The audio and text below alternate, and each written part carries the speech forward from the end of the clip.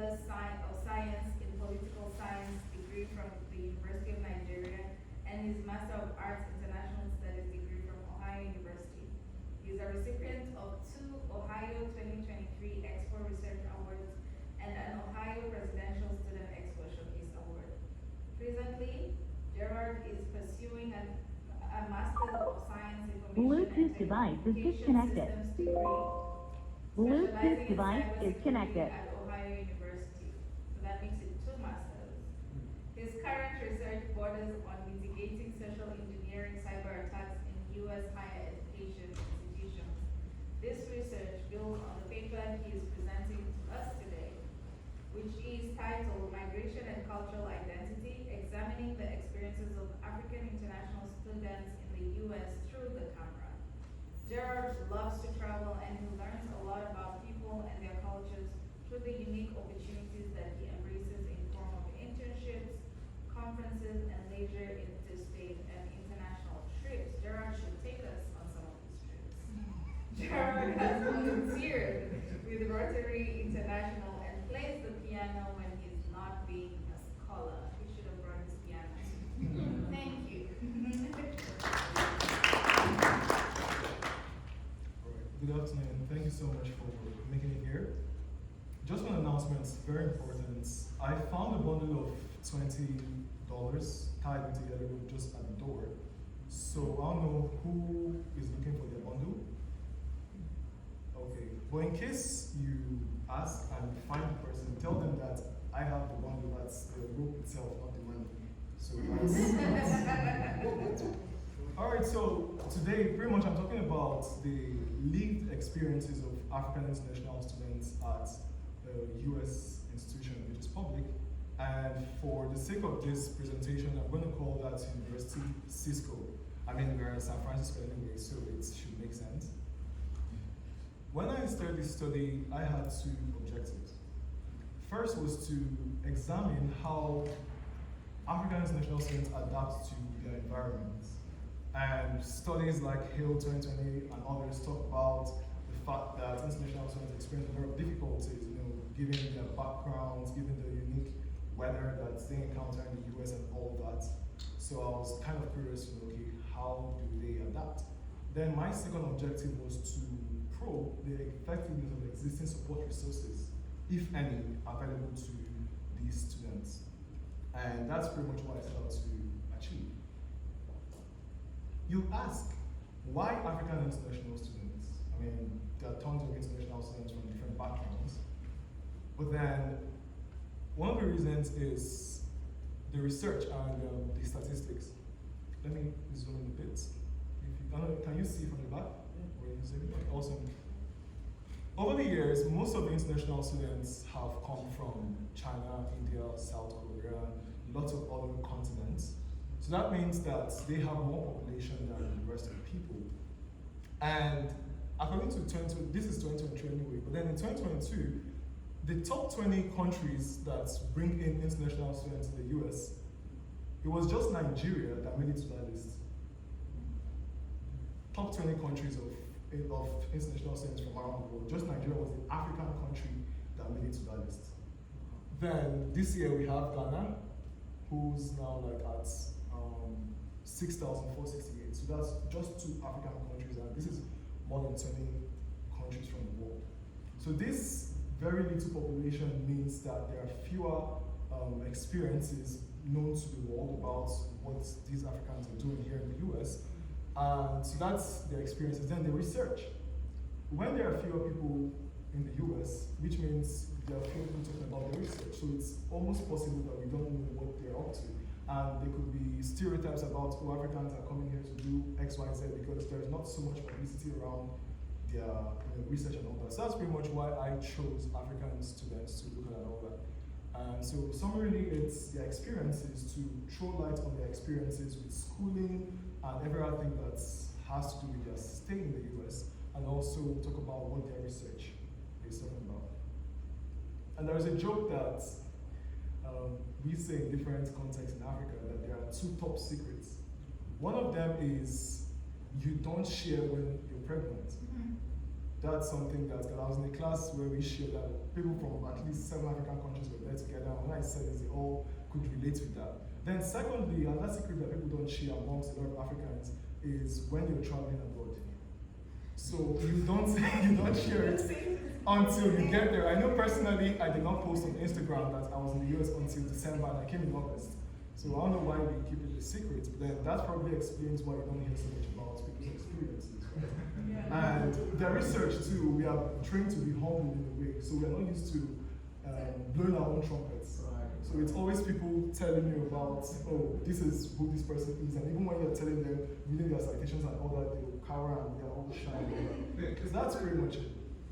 Then in my focus, the Cisco school, which I looked at, in fall of 2022, this is the most recent published report of student enrollment, there were a total of 27,930 students enrolled in this public institution.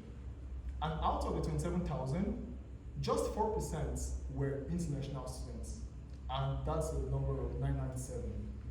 Then in the makeup of international students, we have just about 282 African students in this US public institution. And these students represent at least 25 African countries. Let's see if this Zoom feature should work. Yes, it should.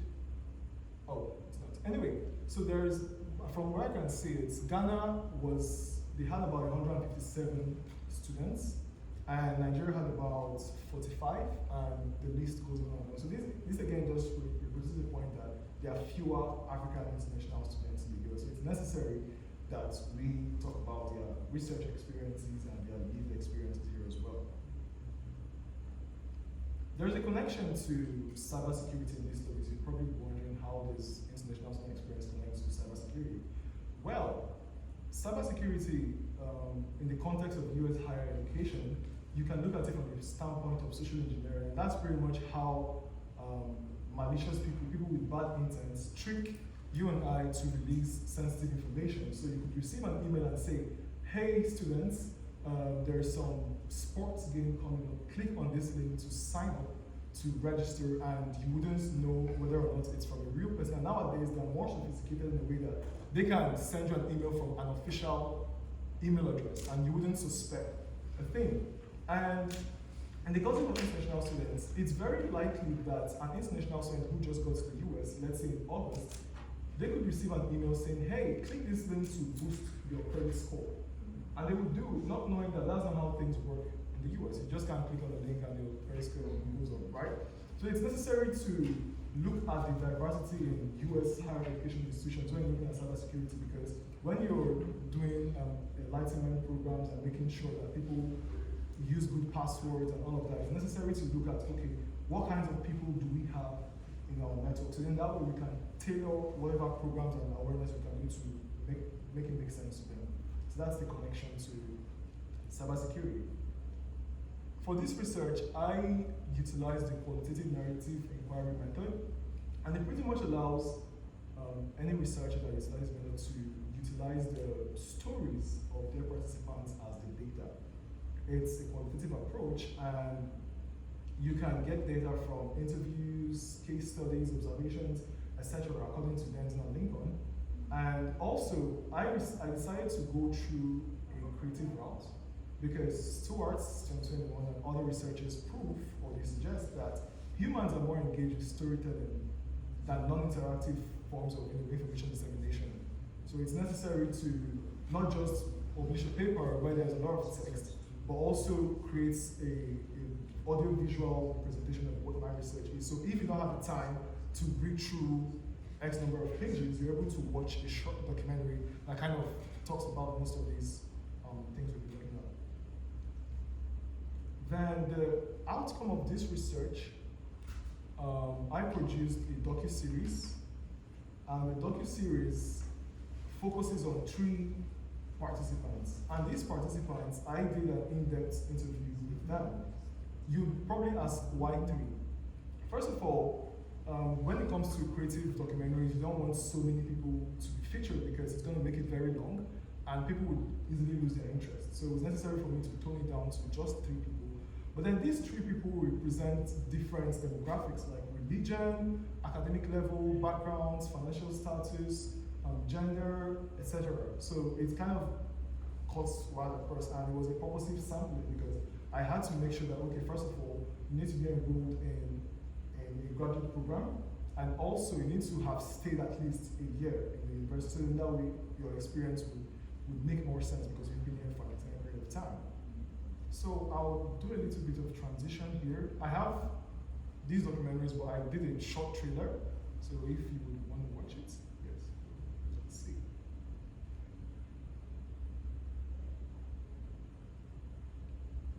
Alright, video is working.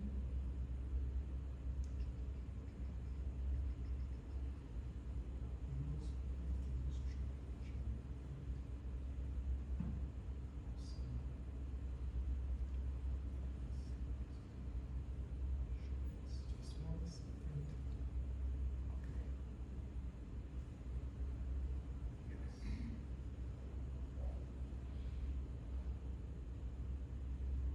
Yes. It's portrayed back home. When you go there, it's like dull. How the US is portrayed back home, when you go there, it's like dollars, it's manna coming from heaven, manna coming from heaven. That's how it's portrayed. I had a lot of expectations. Your community, your family also has expectation from you. As you come to the US, you realize that things are different, and especially when you come as a student. When I decided to leave Nigeria, that was a major decision for me. It stretched me. It really did stretch me.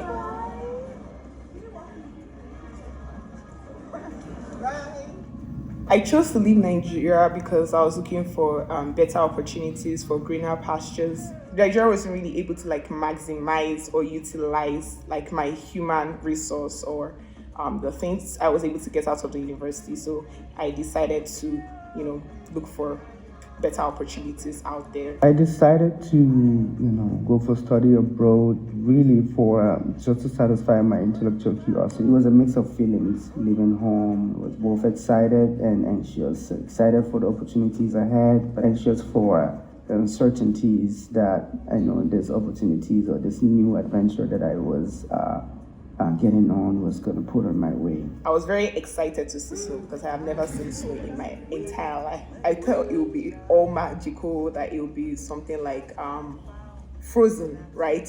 Elsa in the Magic Land and everything. And I just realized that after the first day, the snow starts to become a nuisance. It starts to become really ugly, and I did not like that.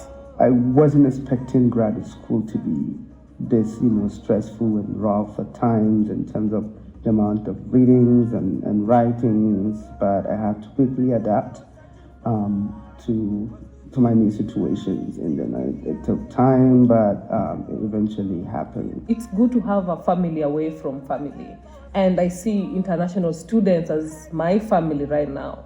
We make up some small gatherings like African Student Union, where you get to meet most of them. For me, I joined ASU, the African Student Union, which has been one of their focal point for me of meeting the international students. It really means a lot to me, coming together as Africans gives a sense of belonging, gives a sense of here is where home is. Our music is such a community binder. We come together, we have Nigerian parties, Nigeria get together, there's jollof rice, there's fried rice, we get to sing, we get to dance. I love that about the community here in Athens. It's been really helpful in trying to just connect back to our roots. What I miss most about home is my family. Oh my God, I miss my family so much. I miss my mom. I miss food. Oh my God, I miss food so much. The catfish pepper soup, the fries just by the side of the road, akara, ewagoin. I'm just such a sucker for food. I miss food so much. Plans for the future. Right now, I just want to be done with my PhD.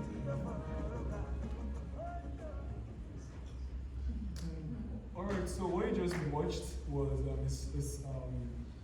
it's a trailer of all three documentaries, and let's get back to my findings.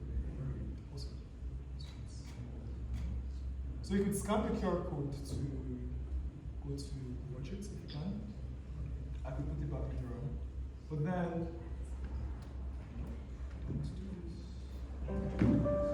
When I decided to leave Nigeria, oh,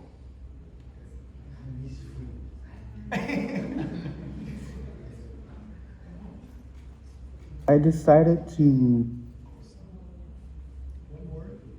show curiosity. It was a mix. I remember one of my Okay, findings. My two research questions were, what support systems do African international students rely on to thrive in their new environments? And I found that family is one of those support systems, and it's both family home and family abroad. So home would be wherever they're from, their countries of origin.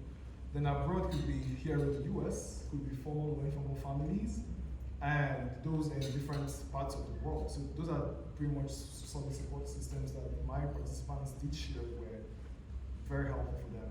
And also, these students come up with study groups based on different classes that they take. They join student organizations, like we saw a participant shared that she's part of the African Students Union at Cisco, and it's a really good meeting point for lots of these students to come together, share their culture, the food, etc. Then in this university, they have a program called the Food Pantry, where they accept donations from people around the community, and students can sign up twice a month to go get free food. Foodstuff, bread, milk, non-perishables, perishables, and they did say it was very, very helpful for them during their stay. And also the international office is a wonderful support system for these students because they advise them on immigration, like, hey, don't do this so you can maintain your status and all of that. Then there's also the orientation that they have to go through in their first week on arrival. So that's pretty much one of the support systems that they rely on to thrive in their new environments. Then the second question I asked was, okay, how do these students maintain ties with their respective home cultures, right, while studying? Because these people have grown up in different contexts for X number of years, and they have some cultural elements which they travel to or travel with to their destination or their host countries. So I found that when they communicate often or irregularly with their families, they get updates about things that are happening at home. They have different cultures like New Year festivals, different celebrations, both religious, cultural, and stuff. So when they have that constant communication with family, they still maintain that they speak their native languages, etc. And also, they cook. Potluck events, birthday celebrations are avenues where they express themselves. They can eat the way they would at home, and be themselves culturally, so to speak. Then one of them said that music is a really good community binder. So that's one of the ways they stay connected to their cultures. One of the things that emerged from this study are the, first of all, push-pull factors. I'll quickly summarize them and just touch on two of them.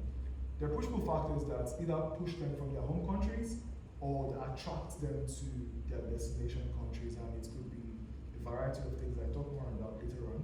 Then secondly, I found that most of these students have expectations from their families, and they set expectations for themselves. And these expectations sometimes are informed by their exposure to media about the United States and the opportunities that you can find here. You talk about the American dream, you talk about people thinking that manna is money, how it falls here in the US. I'm not saying that, please, if you've seen that, please let me know so I go there in the winter to get the money.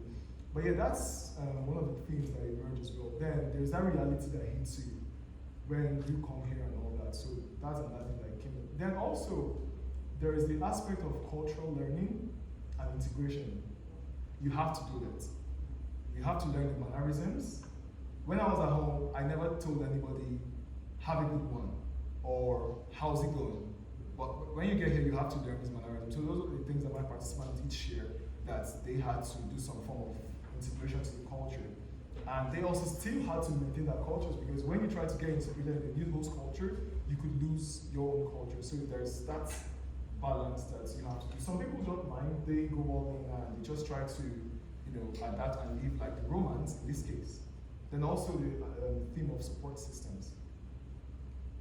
Under the push-pull factors, one of the participants said, "Oh, I chose to live in Nigeria because I was looking for better opportunities, for greener pastures, and because of my family."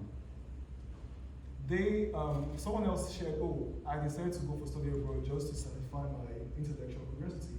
So there is an aspect of greener pastures. Oh, you have this envisioning that, oh, there's lots of wonderful opportunities out there.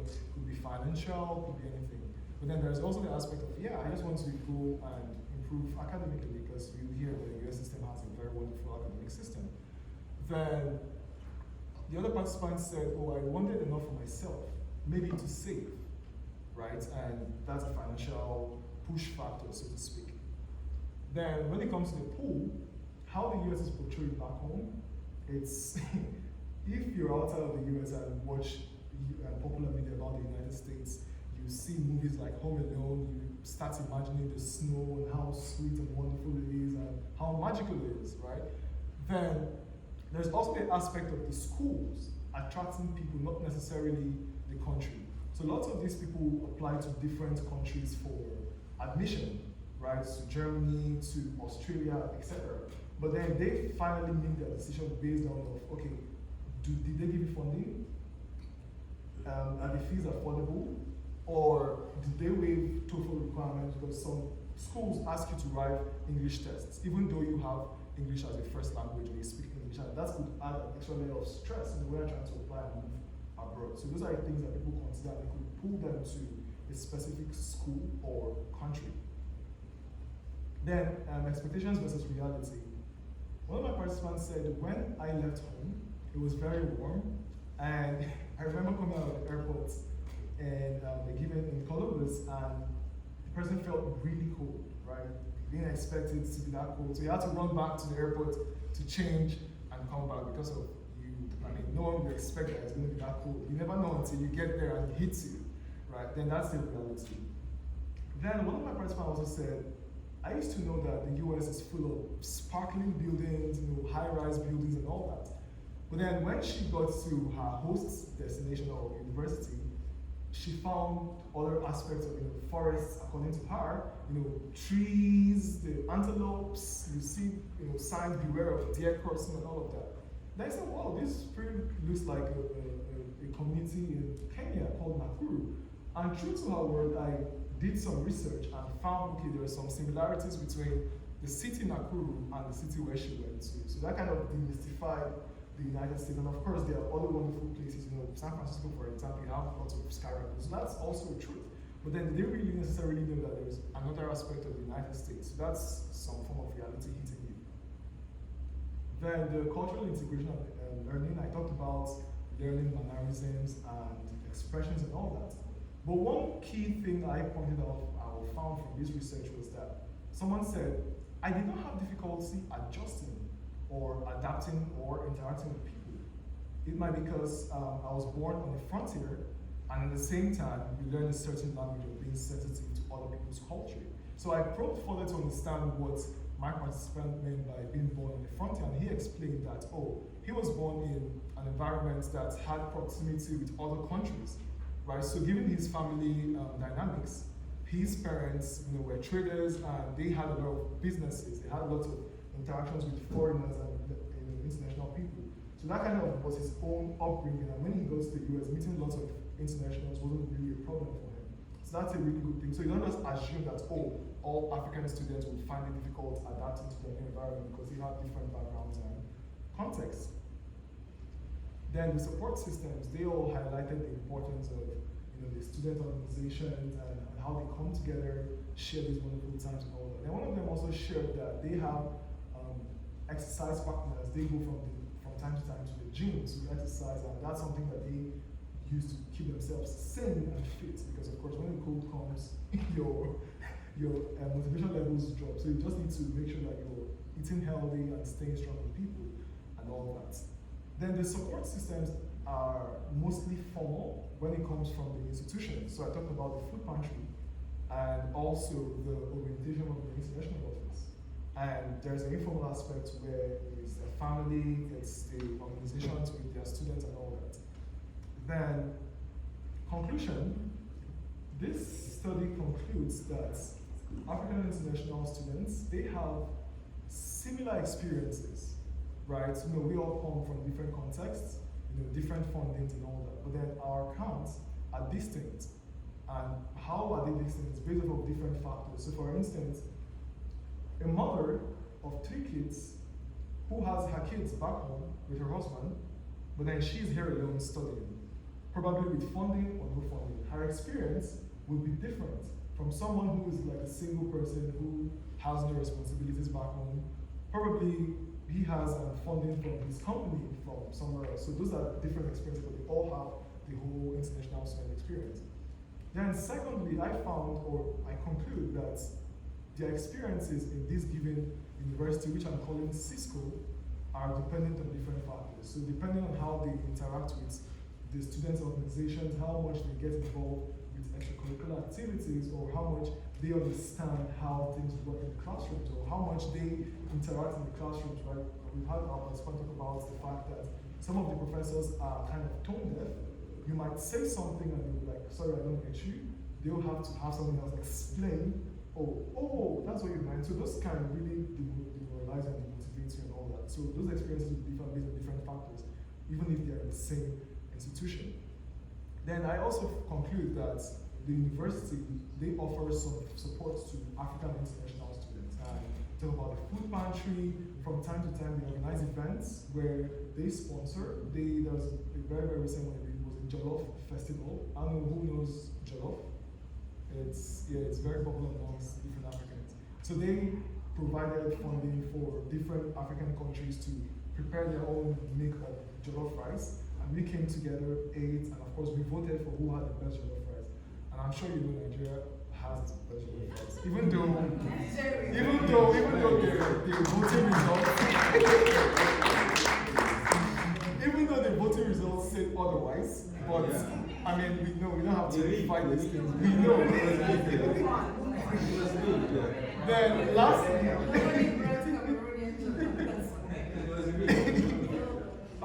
lastly, I concluded that social groups and academic groups are very vital support systems for these African international students. And recommendations probably would be encouraging studies that look into the experiences of African international students. Like our research now, we're thankful for our different universities and partners that have sponsored all of us in different capacities to be here to share our experiences. So that's one of the ways we can encourage people to learn about these experiences and research that we're all doing. Then also it's necessary to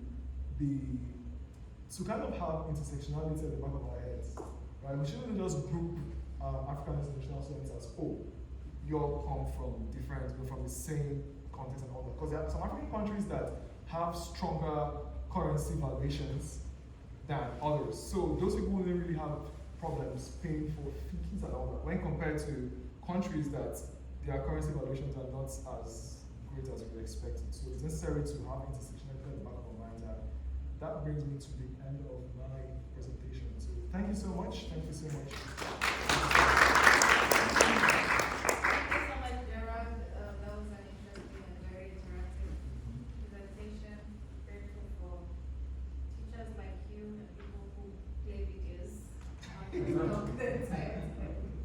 Not throwing shade at all. But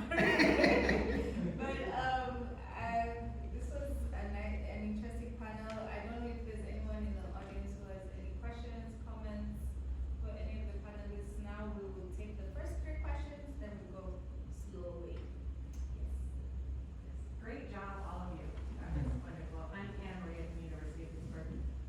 My question is about, you guys really talked about the student experience, but what I'm really curious about is the institutional experience in the sense, like many of you I know are from Ohio University, right? Ohio. And they have such an amazing, African student union group and a lot of African students. So I'm really surprised, actually, that African students were really struggling on that campus because there are so many Africans on that campus. And I'm surprised that faculty weren't taught more, I guess, about how to work with African students or really embrace African students since there are so many there. So I'm like, wow, if that's happening at Ohio University, what about all the other thousands of institutions like in the U.S. That have very few African students? Or so I'm curious if you guys looked at all like across institutions and if it differed, like if African experience. I mean, I know you guys are focused more on like the actual person over the institution, but are there institutions that are handling better, like their international student populations, so that their international student populations are actually experiencing America in a better light?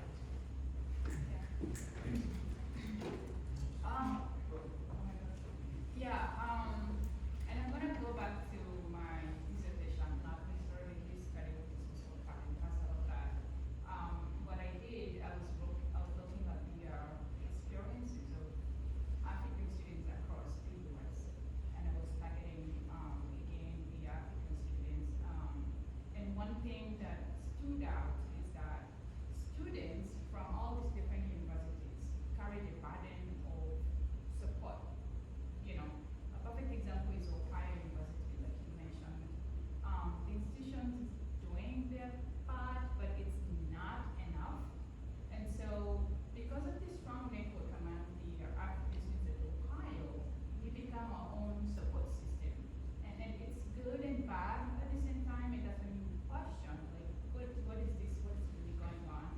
Because we have these students coming in, and they only rely on the network. In fact, while they're still in their countries, even reaching the institution and finding out who's there, no one is giving you that information until they get on campus, and then they meet fellow Africans who will tell them, hey, you can do this, you can live here, you can, you know. And so the burden of that is really heavy on the students when helping each other, and the students barely doing very little to support them. The other interesting fact I found is that across the different universities, it depends with the program and the department and the school, but institution-wide, it's a completely different story. There are people who felt very comfortable in their departments because of how diverse their department is, and in some departments, some faculty really enjoy working with international students. They will tell you, I just want to supervise an international master's or graduate student because they are focused, they have this affinity to their studies and all that. In some departments, the students come in and the departments are completely Americanized and no single faculty can reach this student, and they really struggle. And their first encounter, like what Jared was talking about in his presentation, is that even those common learning experiences or cultural differences, when you're talking to a professor for the first time and even maintaining an eye contact, you see it as being disrespectful, and so forth. And this student was really struggling. It felt like everybody in his department was not there for him, and he felt so much alone. But with time, based on his performance and experience and knowledge and all that, he started receiving his support from his faculty. And it happens to many African students because the lens you're seeing through when you walk in as an African student is nothing but stereotypes. So you really have to put on more effort on yourself to showcase and look better than what they think, and then they show up. But really, this is tremendous lack of cultural awareness from school to school, from department to department, and faculty have a huge role to play in terms of making the students feel included. Because again, it starts with the first person they meet with at the departmental level. So, what I also Power wanted to up. add is that is where our research comes in. We know a lot of institutions have put in place policies and facilities that really help to assess these challenges. But to what extent does it really help? Let's say the food pantry that Gerard mentioned in his presentation. You go to the food pantry and almost more than half of the food that are provided there are not something that you can relate to. They are mostly food that are for Americans. And so you go there and the only things that you could pick is just onion, tomatoes, and maybe canned fish and some oil, which you can really relate to. And so these structures are there, but that do they really help these students? And then even if you want to go to the food pantry, you don't drive. And even if you drive, you will go to the food pantry and getting a parking, because you will take about more like between 20-30 minutes. And you just have to pay for parking, which you need to pay for about an hour, a minimum, which really don't really satisfy what you really want to go and do at the food pantry. And so in the end, these structures are there, but how do they help these students, right? And I have something that I can relate. When I came to the United States, I was late, so I think I was late by almost 2 weeks. And so when I came, I already had chunk of assignments to catch up with. And I had this instructor who had really been into my country, one of the universities. So I was thinking that this instructor should really understand my situation because she knows where I'm coming from. But no, that did not happen. I asked for her to give me some time to help me catch up with the assignment that I have to submit for the class. And the instructor strictly gave me some few days to finish with that assignment, and he strictly gave me a due date and time that I need to submit it. And I was struggling, I had nothing, I did not know anything about US education, trying to write your papers, citing, referencing, because I did not go through that back home. And so it was so difficult for me to do that. And I had to learn APA alongside to be able to do all these backlog assignments. And I was able to get some, but I was privileged to get my sister with me who had been here for some time. So she was the one who was assisting me. How about those who did not have? So he did really help me to do that. And I submitted that assignment 5 minutes late. And immediately I submitted that assignment, I received an email, a warning email from the instructor not to submit any assignment late. If I do, it is going to come with a consequence. And so what happened to me in that class was that I was so devastated, and trust me, during that time, I never had any understanding of whatever was going on in that class. Until the next semester I took a class, that was where I came to understand what we were actually doing in that class. I did not get anything because of my first experience that I had with the instructor. And I believe that this is some of the things that some international students go through, which really impacts their education or their experiences when it comes to the classroom. Alright, we have time for one more question. Okay. Hello, everyone. Great job, colleagues. Thank you. Just a quick question. Did the absence of diversity within these supporting institutions or supporting departments in our institutions, if you go to come as a factor in your research in terms of supporting international students, in terms of the staffing, the absence of diversity in staffing?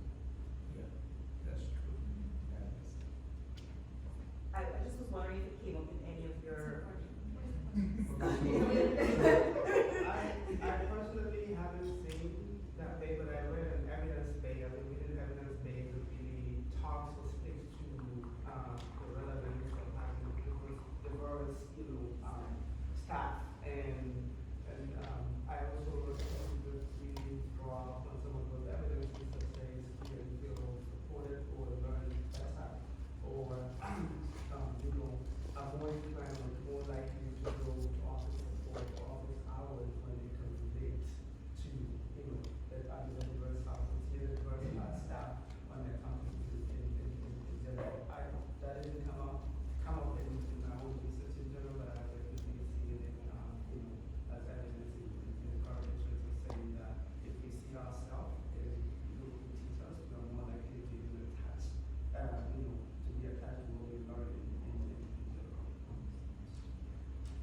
think in the African context, like African student context, I haven't gotten any research as he's saying, but in the context of like black, like race, there are research, out there indicating that black Americans relate well with faculties that are black. I know there's a department we work for, Brothers Rise.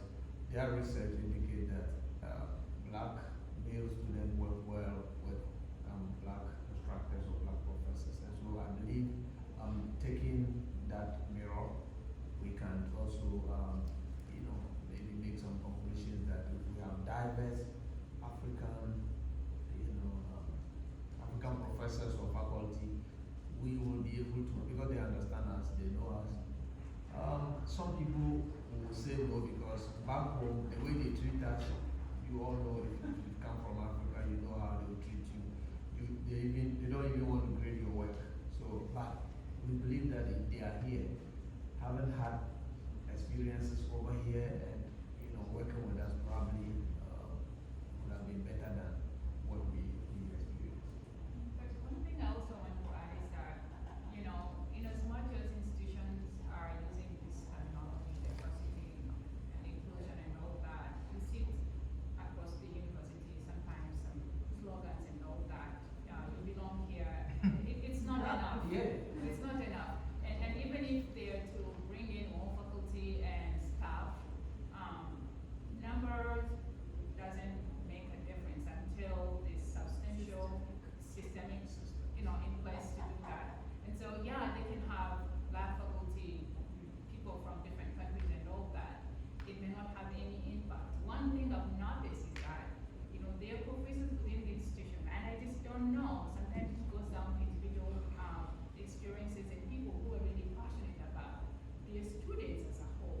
And again, not everybody is an educator. Not everyone who's a PhD is a teacher, right? And so people get into specific fields for different reasons, and they just do it for their salaries, right? And tenure track and all that. But I've come across professors who have really dedicated their time. God bless her soul, my chair. She wholeheartedly dedicated her time for your well-being as a student, both academically and socially, and she gives you that push. And then you wonder, this is a what faculty? She's never even been to an African country. What makes her stand out?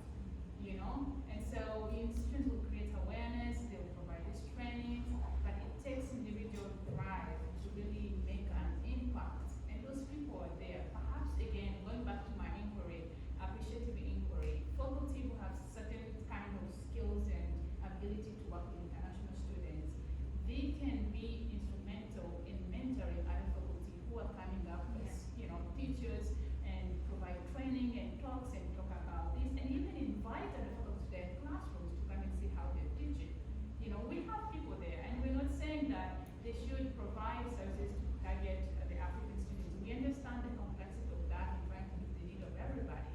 But again, if you are increasing the numbers of the students on campus, what are you doing to make everybody feel like they belong? So the numbers are not adding up as much as that quality of service that is delivered to students.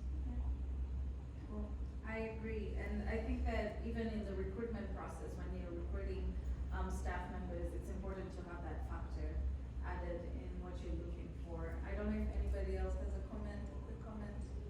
All right. I was gonna ask a follow-up question to Fisher about the place of international office, right? Do you think some of those universities think that they have an office that is supposed to be attending to international students? And what are your thoughts about like international students office? Because when I moved to the United States of America, it's bad. I heard a lot about international students office. I had expectations about the international students office.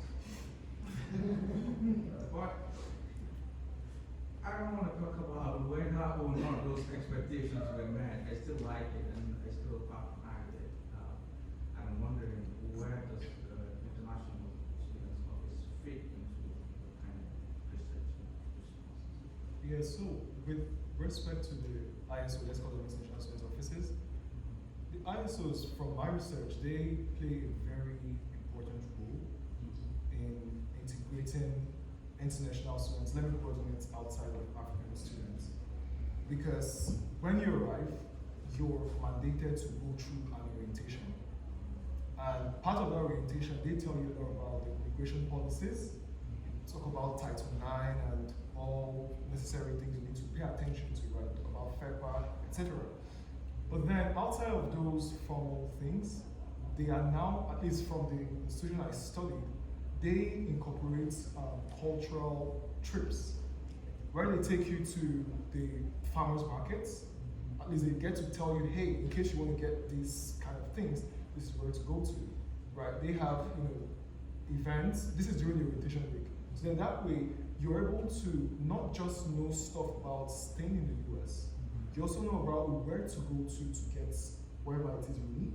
And they also provide that platform for you to connect with other international students. Because orientation is mandatory, and if you don't go through it, you can't sign up for courses, etc. So every international student must meet. Of course, COVID would come, they came with, they had to do it hybrid, for those that still did the orientation. But in this school, now they are coming back to in-person orientation and all that. So then that way, they're providing you with immigration support, they're providing you with cultural support to get integrated in the community, then also provide you that platform to meet other international students. Then additionally, this institution also, they have weekly advising sessions. They make it open. They send you emails. Hey, this week we're meeting Tuesdays and Thursdays. Come in, ask us any questions as much as we can. We can advise you. They might not tell you the ways to change your status, because that's beyond their scope.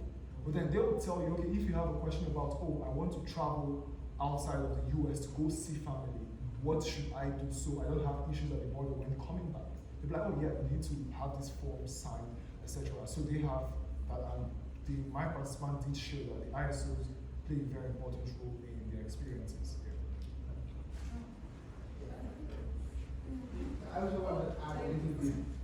That's very good. One observation that I also made is, especially if I'm looking at the institution I have experienced in the past 6-7 years, is I think there is a need to separate the immigration-related international student services with international education in higher education institutions. If you ask me, what is ISSS or ISFS? I'm thinking of F1 status, regulation of stay, because when they go, that's all they are about. Go to the factual advice, stamp 2 weeks, travel signature. It's so immigration, it's so police. Bureau status, visa appears European status. My life on my university campus is related to ISIS. And whenever I'm talking of ISIS, I'm thinking of immigration status. It is stressful. And unfortunately, all my personalism is within this. I believe international education, beyond just international education, beyond the international student, like every student and educator, staff, faculty, should be interested and be involved in international education, because we are creating global citizens. For God's sake, even if you are born in Athens, Ohio, you should be involved in international education just to make a complete scholar who would be useful or able to engage in this world. So international education should be expanded beyond the international policies. These international policies are very immigration related and immigration bias. And I think I just wanted to add to your point. Honestly, I've always, and I went back and read about the history of this ISIS and stuff. They are new to me, and based on my relations, our experiences of them, they are an extension of USCIS on campus. Yes. That is true, and that is why that's why many people don't, like, the question that you're bringing up is a question a lot of international students have had, because first, they don't even look like you. You walk in, it's all Americans. So it's nobody who can really help you when you have, like, during COVID, the problems that people faced. You go to ISIS, unfortunately, they cannot even help you to find, they can only tell you, go here, go there, but they cannot really advocate for international students. They might want to, but there are things that are limiting them based on what the college policies are, based on what USCIS policies are, that they cannot help you. Like, for example, when I was leaving to get my own, to change my status, the only thing they could do was send me links. Here's the links, you can do it yourself now. So they will only help you with F1 student stuff, F1 or F2 or things like that. But as soon as it comes to like something that could really potentially help you do better in life, or even if you're a student, get a better, like even with your social stuff, they cannot. And that is why it's important to separate the immigration from the social, because yes, we get that we're here as foreigners, but that's not all we are, right? So That is why I think that this sort of research and conversation is super important. And after having research like this, then we go back to our institutions and share with various offices and institutions and people in power that this is what we want. We want a change, towards the way in which international students are treated or issues related to international students are handled. I'll tell you that the way the International Students Office in Vail operated when I did my master's was entirely different from the way the one in Iowa is operating. So there are two different experiences. But then we have senior colleagues who will tell new students that don't go to International Students Office for this purpose. You can get into trouble yourself. Yes, and I think that's a good conversation, but I have to end this because there's another session coming in here, and some people are going to present.